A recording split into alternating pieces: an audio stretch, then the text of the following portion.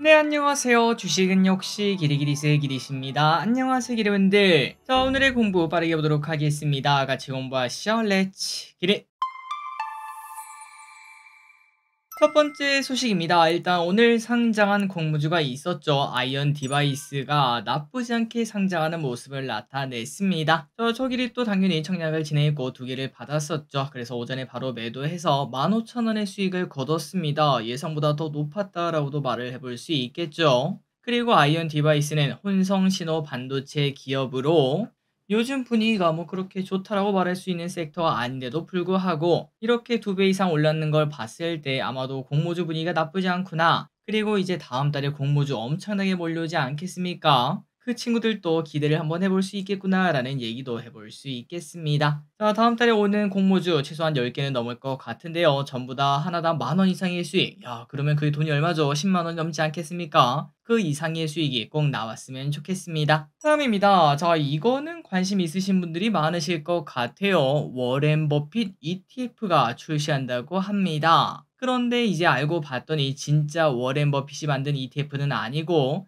AI 투자 스타트업에서 워렌 버핏의 투자 철학을 모방한 ETF를 만든다는 소식입니다. 챗 GPT, 제미나이, 클로드 등 대규모 언어 모델이 워렌 버핏의 투자 철학을 담은 서류들을 학습시켜서 그리고 난 다음에 종목을 선정하게 만든다고 하는데요. 그래서 이제 이 ETF에는 25개에서 30개 정도의 종목으로 구성이 된다고 하고, 그리고 테스트 결과에 따르면은 포트폴리오의 30에서 60%가 버크셔 해서웨이랑 일치하는 걸 확인할 수 있었습니다. 자, 그러니까 이제 워렌 버핏의 투자 스타일을 따라하는 ETF를 우리가 확인할 수 있다는 거겠죠. 출시는 약 6개월 내 내놓을 예정이며 ETF 이름은 인텔리전트 오마하 ETF라고 합니다. 당연히 ETF에 버핏의 이름을 넣을 수 없다 보니까 아마도 오마하라는 이름을 넣은 게 아닌가 싶긴 한데, 개인적으로 만약에 미국 주식을 한다면은 이 ETF를 직접 사지는 않더라도 그 안에 어떤 기업이 들어간지는 꽤나 많은 관심을 받을 것 같습니다. 지금 전 세계에서 가장 주식 투자 잘한 사람이 누구냐라고 하면은 당연히 워렌 버핏 5손가락 안에 들지 않겠습니까? 그런 ETF가 나온다니까 관심을 받을 수밖에 없을 것 같네요.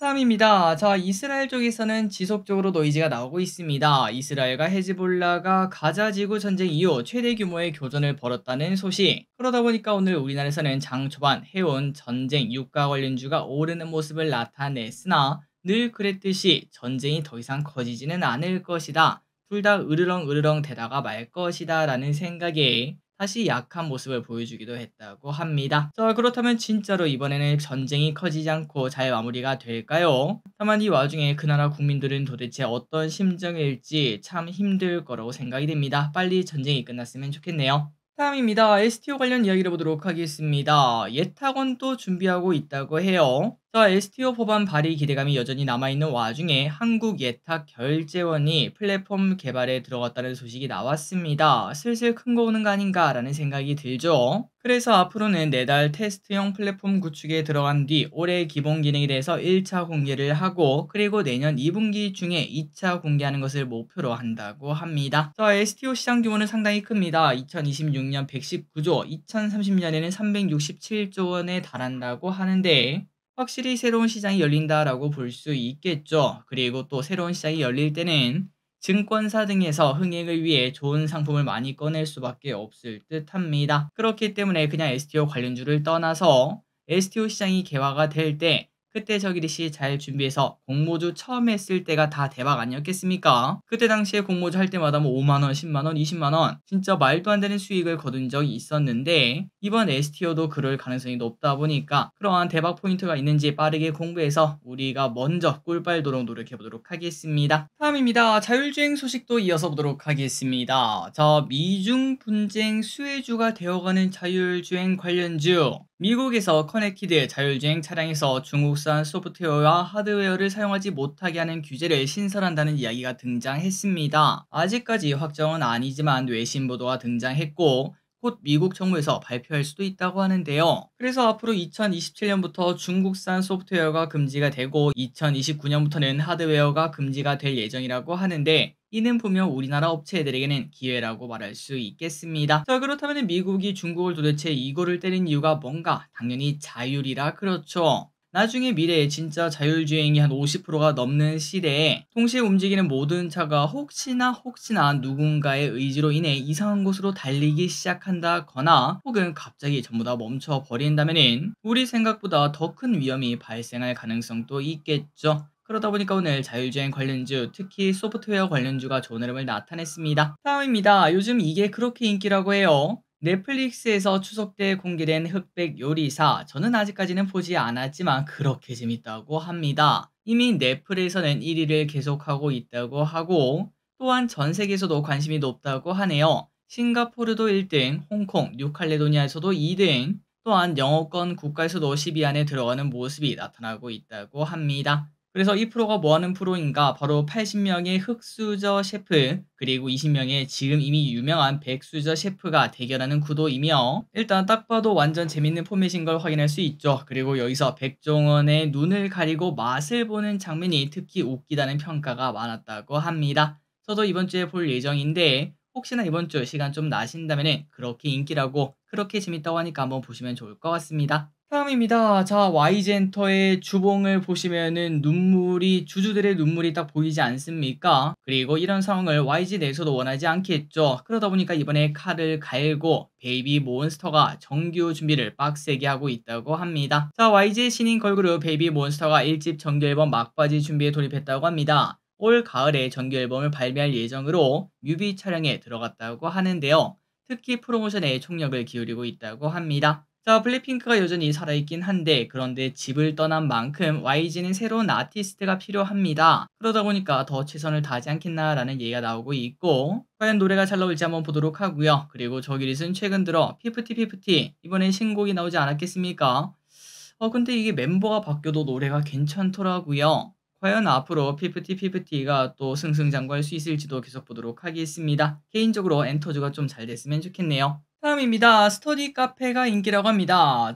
요즘은 스터디 카페 창업이 인기라고 하는데요. 올해는 유독 스터디 카페 찾는 사람들이 더 많아졌다는 소식. 왜 그런가 봤더니 의대 증원의 여파 때문에 N수생들이 많이 찾고 있다고 합니다. 자, 그러다 보니까 야, 이거 지금 돈 된대 이런 얘기가 나오다 보니 창업 러시가 이어지고 있다고 하는데요. 스터디 카페를 포함해서 교습소와 공부방을 창업한 창업자는 19년 3.3만 명에서 올해 6월까지 5.7만 명까지 늘어났다고 합니다. 그리고 그중 스터디 카페는 1.5만 개에서 2만 개 가량으로 예상된다고 하네요. 자, 저끼리 또 공부할 때 스터디 카페를 이용했던 기억이 있는데 확실히 독서실보다 더 집중이 잘 되는 모습이 있습니다. 독서실 같은 경우는 뭔가 좀 답답한 느낌이 드는데 그래도 스터디 카페는 비용은 조금 더 비쌀지언정 장소에도 좀 여유가 있고 그리고 장소를 왔다 갔다 할 수 있다는 게 저한테는 많이 좋더라고요. 어쨌든 이러한 장점을 가진 스터디 카페가 최근 들어 지속적으로 성장을 하고 있다고 합니다. 다만 개인적으로 과연 이게 돈이 될까라는 생각을 조금 했어요. 확실히 학생도 줄어들다 보니 그런데 지금 이대로 있는 스터디 카페가 개수가 그대로라면 모르겠지만 결국 계속 생겨나지 않겠습니까? 그러다 보면은 결국은 경쟁 심화로 PC방처럼 되는 게 아닐까라는 생각도 조금 해봤습니다. 다음입니다. 오늘 전고체가 핫한 이유가 뭘까요? 자, 오늘 시장에서는 진짜 때 아닌 전고체 관련주들이 막 급등하는 모습이 나타났습니다. 그래서 그 이유가 뭔가 봤더니 바로 아침 8시인가 8시 반인가 그때 삼성전기가 웨어러블 디바이스용 초소형 전고체를 개발했다라는 소식이 떴기 때문인데요. 그리고 이 배터리는 에너지 밀도가 업계 최고 수준으로 현재 시제품 평가를 진행 중인 상황이라고 합니다. 그래서 이러한 얘기가 나오자 삼성전기 오늘 좋은 흐름을 나타냈고 원준, 한농화성, 이수스페셜티 케미컬 이러한 전고체 관련주가 상승했으며 ICH, 삼성전기랑 관련된 기업도 좋은 흐름을 나타냈습니다. 자, 여기 보시면 원준 장 초반에 상한가 갔다가 지금은 살짝 풀리는 모습이 나타나고 있고 한농화성도 매우 뜨거운 모습을 보여주고 있죠. 참고로 한농화성은 지난번 전기차 화재 때부터 계속 좋은 흐름을 나타내는데 이 정도면 추세가 좀 바뀌는 거 아닌가라는 생각도 조금 듭니다. 그렇다면 이제 앞으로 이제 전 고점 이 라인을 뚫고 올라가는가가 매우 중요하겠네요. 다음입니다. 다이소라는 단어에 사람들은 꽤나 많이 열광을 하는 것 같습니다. 저끼리 또 뭔가 홀린 듯이 관련 내용을 봤는데 요즘 다이소에서는 이게 인기라고 하네요. 한번 보도록 하겠습니다. 자, 최근 들어 다이소에서 인기 있는 아이템은 바로 말랑핏이라고 합니다. 개인적으로 또 화장품이 잘 팔리나고 봤는데 그런데 이번에는 반창통이라서 좀 당황했는데요. 그나저나 이 말랑핏이 뭔가 봤더니 냉동실 정리 필수템으로 인기를 끌고 있는데 연질 플라스틱으로 만들어져 쉽게 휘어지는 장점이 있다고 합니다. 가격은 1,000원에서 3,000원으로 비슷한 타 제품 7,000원에서 8,000원보다 훨씬 더 저렴해서 사람들이 많이 찾고 있다고 하고, 그리고 실제로 입고가 되는 순간 바로 팔리는 모습, 온라인 앱에서는 알림 설정까지 해서 들어오자마자 사는 사람들도 많아지고 있다고 합니다. 다음입니다. HLB 언제 이렇게까지 올라왔을까요? 어느덧 9만원까지 도착한 모습입니다. 자, HLB에서 리보세라님의 재심사 서류를 FDA에 제출했다는 소식이 나오며 HLB 그룹주들이 오늘 상승하는 모습을 보여줬습니다. HLB는 그동안 엄청난 자신감을 보여왔죠. 그래서 주가도 그만큼 상승한 바 있었는데 보완 서류가 나오면서 실망 매물이 쏟아지기도 했었죠. 하지만 다시 또 어느 정도 회복한 모습을 나타냈고, 그렇다면 결과는 언제쯤 발표되나 봤더니 빠르면 올해 11월 아니면 내년 3월 중 결과를 받아볼 수 있다고 합니다. 다음입니다. 오랜만에 음식료 관련 이야기를 보도록 하겠습니다. 오늘 크라운 제과 등 몇몇 음식료가 좋은 흐름을 나타냈는데요. 그 이유가 뭔가 바로 올해 수출액이 사상 최대치라는 전망이 등장했고, 그리고 라면은 지금까지 작년 대비 31%나 성장한 모습을 이미 보여주고 있다고 합니다. 그리고 또한 제과도 좋다고 하네요. 과자류도 전년비 15% 성장했다고 하며 과자는 올해 수출액 1조 원 돌파 가능성이 나온다고 합니다. 최근 들어 화장품 그다음에 전력설비 관련주가 좋은 흐름을 나타냈죠. 그리고 음식료도 3대장 중 하나 아니겠습니까? 음식료도 다시 상승해 줄지 보도록 하겠습니다. 다음입니다. 52주 신고가 기업 3일 제약을 보도록 하겠습니다. 저기릿은 제약바이오에 대해서 잘 모릅니다. 그러다 보니까 3일 제약이 뭐하는 기업인가 하고 봤는데, 그런데 이 친구 최근 들어 급등하면서 52주 신고가를 써냈더라고요. 그렇다면 이렇게 좋은 이유가 뭐였나? 바로 3일 제약의 베트남에 위치한 저만제 위탁 생산 공장이 대만, 유럽 등 제약사로부터 수주가 임박했다는 소식이 등장했다고 합니다. 그리고 이미 외국인은 그 소식을 알았는지 최근 5일간 쓸어담고 있는 모습이 나타나고 있고요. 그리고 이 회사는 원래 이 약으로 유명했다고 합니다. 어린이 브루펜 시럽, 그리고 티어실 원스 등의 약으로 알려진 중견 제약사라고 하는데 과연 더 오를 수 있을지 보도록 하겠습니다.